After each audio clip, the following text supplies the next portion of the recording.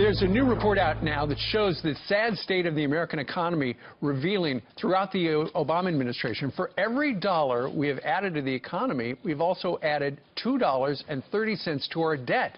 And the forecast for the next couple of years doesn't look any better. Let's break down the numbers with Peter Merici, an economist and professor at the University of Maryland. Professor, good morning to you. Good morning. Okay, I wasn't a math major, but that kind of math is going the wrong direction. Absolutely. You know, the debt's going to start increasing as a share of GDP again. The big problem, America is not growing fast enough, so the government has to borrow to do the things we need. Well, why isn't the economy growing? Well, globalization has been kicking heck out of the U.S. economy. We haven't managed it well. We have this huge trade deficit. First we had it with Japan. Now we have it with China. It deprives American workers of demand for the products they make. And those manufacturers they could put out of business, they were big R&D factories. That's why productivity growth is down. Well, Professor, we've got a graphic we're going to put up. Since the 1960s, on average, the growth in the United States has been a little north of 3%, 3.1%. But since the Obama administration, it's been at 1.8%. Now, is that because of policies of Barack Obama, or is it just the way the world has changed? It's the policies of Barack Obama and, frankly, before him, George W. Bush.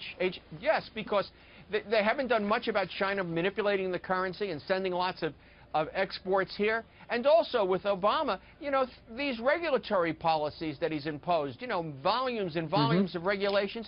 A good example, small banks can't make loans to small businesses. We're actually losing small businesses faster than we're getting new ones started.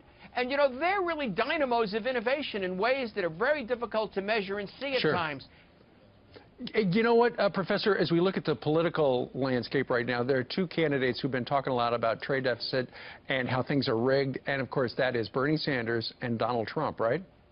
Absolutely. This is one of the big appeals to Donald Trump. It initially started with, you know, frankly, white voters that felt disenfranchised and angry at the changes in society.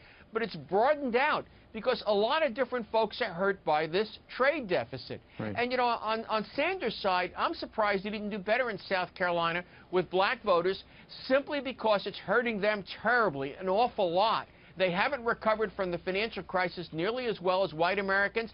And the big trade deficit is depriving them of those manufacturing jobs that help them climb the ladder up, better educate their children, and so forth. Well, let's see how Bernie does tomorrow. It looks like Donald Trump, though, will do very well. Yes. Dr. Peter Merici joining us today from the University of Maryland. Sir, thank you very much. Take care. Interesting stuff.